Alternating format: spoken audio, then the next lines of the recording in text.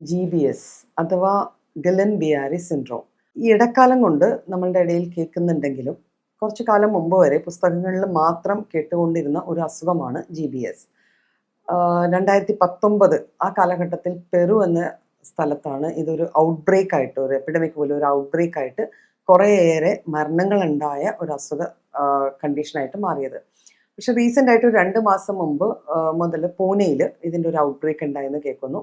ഈ ഒരാഴ്ച മുന്നേ നമ്മുടെ കോട്ടയത്ത് ആദ്യമായി GBS ബാധിച്ച് ഒരു മരണം കേരളത്തിൽ റിപ്പോർട്ട് ചെയ്യപ്പെട്ടു. അപ്പം എന്താണ് ഈ GBS? പല പല വീഡിയോസ്, ധാരണകളും തെറ്റിദ്ധാരണകളും പടർത്തിക്കൊണ്ട് നമ്മളുടെ സോഷ്യൽ മീഡിയയിൽ കാണുന്നുണ്ട്. അതായത് GBS ഒരു ബാക്ടീരിയ കോസ് ചെയ്യുന്ന ഒരു അസുഖമാണെന്നാണ്. ആക്ച്വലി GBS എന്ന് പറയുന്നത് ഒരു ഓട്ടോ ഇമ്മ്യൂൺ കണ്ടീഷനാണ്, ഒരു ഓട്ടോ ഇമ്മ്യൂൺ ഡിസോർഡർ ആണ്. ആ കണ്ടീഷനിലേക്ക് നയിക്കുന്ന കാരണങ്ങളിൽ ബാക്ടീരിയാസ് ഉണ്ടാവാം, വൈറസസ് ഉണ്ടാവാം. ഇപ്പോൾ സൈറ്റോമെഗാലോ വൈറസ് അതൊരു കാരണമാണ്. പിന്നെ സയനോ ബാക്സിലസ് ജിജനൈ എന്ന് പറഞ്ഞ ബാക്ടീരിയ ആണ് ഇപ്പോൾ കോമൺലി കേൾക്കുന്ന ഈ ബാക്ടീരിയയുടെ പേരാണ്.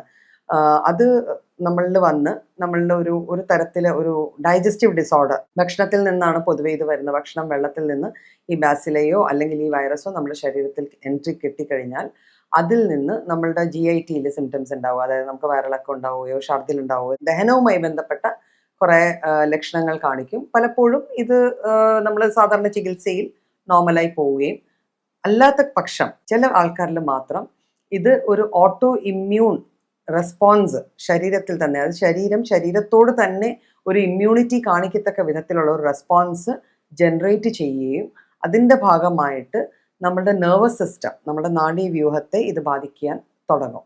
ഇപ്പോൾ GBS ബാധിച്ചു കഴിഞ്ഞാൽ അതിൻ്റെ മെയിൻ സിംറ്റം എന്ന് പറയുന്നത് ഒരു ascending sort of paralysis. Ascending എന്ന് പറയുമ്പോൾ താഴെയിൽ നിന്ന്, നമ്മുടെ കാലിൽ നിന്ന് മേൽപോട്ട് വരുന്ന തരത്തിലുള്ള ഒരു പാരാലിസിസ് ആണ്. നമുക്ക് അനങ്ങാൻ പറ്റാത്തൊരവസ്ഥ വരിക, പാരാലിസിസ് എന്ന് പറഞ്ഞാൽ ആ രീതിയിലേക്ക് വരികയാണ്. അപ്പോൾ കാലുകളിലൂടെ മേലോട്ട് വന്ന് നടുഭാഗം, പിന്നെ കൈകൾ, റെസ്പിറേറ്ററി ഒരു ഡിസ്ട്രെസ് വരിക, അവസാനം കോമയിലേക്ക് പോയി ആൾക്കാർക്ക് മരണം ഉണ്ടാവാൻ സാധ്യതയുള്ള തരം കണ്ടീഷനാണ്. ഇതിൻ്റെ റെക്കഗ്നിഷനാണ്, നമ്മളിത് മനസ്സിലാക്കണം. ഇത് GBS തന്നെയാണ് എന്ന് മനസ്സിലാക്കി കഴിഞ്ഞാൽ നമുക്ക് ആദ്യം മുതലേ ഇത് പ്രോപ്പറായിട്ട് മാനേജ് ചെയ്താൽ നമുക്കൊരു ക്യൂർ കിട്ടും. പലപ്പോഴും ഒരു പാരാലിസിസ് കാണുമ്പോൾ നമ്മൾ അതിനെ ഒന്നുകിൽ സ്ട്രോക്കുമായിട്ട് കണക്ട് ചെയ്യും, അല്ലെങ്കിൽ നമ്മൾ പലപ്പോഴും അത് ഒരു ഹാർട്ട് ഡിസീസ് ആയിരിക്കും, ഒരു കാർഡിയാക് അറസ്റ്റിൻ്റെ ഭാഗമായിരിക്കാം എന്നൊക്കെ രീതിയിൽ നമ്മൾ അതിനെ കണക്ട് ചെയ്തു പോകും. അതിൽ നമ്മൾ ശ്രദ്ധിക്കേണ്ടത്, ഇത്തരത്തിലെ ലക്ഷണങ്ങൾ കാണുന്ന വ്യക്തിക്ക് ഒരാഴ്ചയ്ക്കുള്ളിലെങ്കിലും ഒരു ഗ്യാസ്ട്രിക് ഇഷ്യൂ, ഒരു വയറിൽ ഭക്ഷണം സംബന്ധമായ എന്തെങ്കിലും ഒരു ബുദ്ധിമുട്ടുണ്ടായിട്ടുണ്ടോ എന്ന് നോക്കിക്കഴിഞ്ഞാൽ, അങ്ങനെ എന്തെങ്കിലും ഉണ്ടെങ്കിൽ ഏറ്റവും ആദ്യം നമ്മൾ ചെയ്യണം അവരെ ഹോസ്പിറ്റലൈസ് ചെയ്യാനാണ് നോക്കേണ്ടത്. അപ്പം എന്തൊക്കെയാണ് ഇതിൻ്റെ കോസേഷൻ? ഞാൻ പറഞ്ഞല്ലോ, കുറച്ച് ഓർഗാനിസംസ് ഉണ്ട്, കുറച്ച് ബാസിലൈ ഉണ്ട്, കുറച്ച് bacteria, viruses, even influenza cause ചെയ്യുന്ന, അതായത് നമ്മുടെ സാധാരണ ജലദോഷപ്പനി കോസ് ചെയ്യുന്ന വൈറസുകൾക്ക് പോലും GBSലേക്ക് നമ്മളെ ലീഡ് ചെയ്യാൻ പറ്റും. അതിലേക്ക് നമ്മുടെ ബോഡീനെ നയിക്കാൻ പറ്റും. ഒരു അസുഖം വന്നു കഴിഞ്ഞാൽ തടയാൻ എന്തൊക്കെ ചെയ്യണം എന്നുള്ള അറിഞ്ഞിരുന്നാലാണ് അത് വരാതെ നോക്കാൻ പറ്റും. ഇപ്പോഴത്തെ ഔട്ട്ബ്രേക്കിന് മെയിനായിട്ട് കാരണം പറയുന്നത് അൺകുക്ഡ് അല്ലെങ്കിൽ പ്രോപ്പർലി കുക്ഡ് അല്ലാത്ത മാംസാഹാരം. ഇതിലൂടെയാണ് ഈ ഓർഗാനിസം, പ്രത്യേകിച്ച് ആ ബാസിലൈ നമ്മുടെ ശരീരത്തിലേക്ക് കടന്നു കയറുന്നത്. പൊതുവെ ചിക്കൻ മീറ്റ് ആണ് ഇതിലെ ഏറ്റവും വലിയ കൾപ്രിറ്റ് എന്ന് പറയുന്നത്. പ്രോപ്പറായിട്ട് ഒരു 70 ഡിഗ്രിക്ക് മേലെ കുക്ക് ചെയ്യാത്ത വിധത്തിലുള്ള ചിക്കൻ നമ്മൾ കഴിക്കാതിരിക്കുക. പുറത്തുനിന്ന്, നമ്മൾ വീട്ടിൽ നിന്നല്ലാതെ ഭക്ഷണം കഴിക്കുമ്പോൾ പുറത്തുനിന്ന് കഴിക്കുന്ന ഭക്ഷണത്തിൽ ആ ഒരു സ്പെസിഫിക്കേഷൻ പ്രത്യേകം നോട്ട് ചെയ്യുക. അത്തരത്തിലെ ഡിഷസ് മാത്രം നമ്മൾ കഴിക്കുക.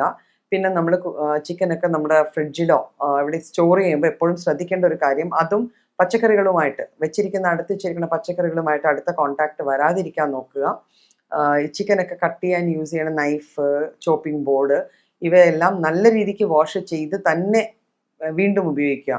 പലപ്പോഴും ഇതിൻ്റെ ജ്യൂസസിൽ ഈ ബാസിലൈ ഉണ്ടാവുകയും നമ്മൾ ചിക്കൻ ചിലപ്പം കുക്കറിലിട്ട് വേവിക്കും, പക്ഷെ ആ ബോർഡും നൈഫും യൂസ് ചെയ്ത് കട്ട് ചെയ്യണ വെജിറ്റബിൾസ് ആ ഒരു ഡിഗ്രി ടെമ്പറേച്ചറിലേക്ക് കുക്കിങ്ങിന് പോവില്ല. അപ്പം ഇത്തരത്തിലൊക്കെയാണ് ഈ അസുഖങ്ങൾ പടരുന്നത്. പിന്നെ തിളപ്പിച്ചാറിയ വെള്ളം, അത് മസ്റ്റായിട്ടും നമ്മൾ ഫോളോ ചെയ്യേണ്ട ഒരു കാര്യമാണ്. പുറത്തുനിന്ന് എവിടെ നിന്ന് വെള്ളം കുടിച്ചാലും ഫിൽറ്റർ വാട്ടർ അല്ലെങ്കിൽ തിളപ്പിച്ചാറ്റിയ വെള്ളം മാത്രം യൂസ് ചെയ്യുക.